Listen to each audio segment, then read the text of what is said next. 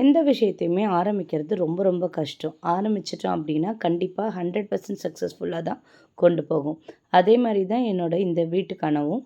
ஆரம்பிக்கிறதுக்குள்ளே ரொம்ப கஷ்டப்பட்டோம். பட் ஆரம்பிச்சுட்டு இன்றைக்கி சக்ஸஸ்ஃபுல்லாக முடிச்சிருக்கோம். என்னால் கண்டினியூஸாக லாங் வீடியோ எடுக்க முடியல. அதனால் மேக்ஸிமம் நான் ஷார்ட் வீடியோ தான் போட போகிறேன். ஸோ ஸ்டெப் பை ஸ்டெப்பாக இந்த வீடை எப்படி நான் கட்டி பிளான் பண்ணி எப்படி கட்டி முடித்தேன்றதை உங்களுக்கு கூட நான் ஷேர் பண்ணிக்கிறேன்.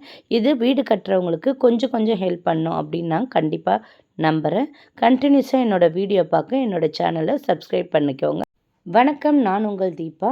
நாங்கள் எங்கள் வீடு கட்டுறதுக்கு ஸ்டார்ட் பண்ணுறதுக்கு முன்னாடி இங்கே ரொம்பவே செடிங்க நிறைய வளர்ந்துருந்தது. அதனால் முதல்ல அதை கிளியர் பண்ணிக்கிட்டோம். நாங்கள் அதை ஜேசிபி வச்சு கிளியர் பண்ணிட்டதுக்கப்புறமா அடுத்து இந்த இடத்த அளந்தோம். அளந்து பார்க்கும்பொழுது நம்மளுடைய இடத்த அடுத்த இடம் எல்லாத்தையும் வச்சு கரெக்டாக நம்மளோட இடம் எவ்வளோ இருக்குது அப்படின்றத நம்ம மெஷர்மெண்ட் பண்ணி எடுக்கிறோம். ஸோ அந்த மாதிரி மெஷர்மெண்ட் பண்ணி எடுக்கும்பொழுது நமக்கு தேவையில்லாத சில பிரச்சனைகள் இதில் அவாய்ட் பண்ணலாம்.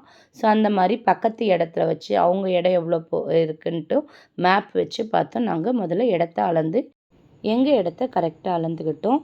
நெக்ஸ்ட் ஸ்டெப் என்னன்றதை அடுத்த வீடியோவில் பார்க்கலாம். டாடா.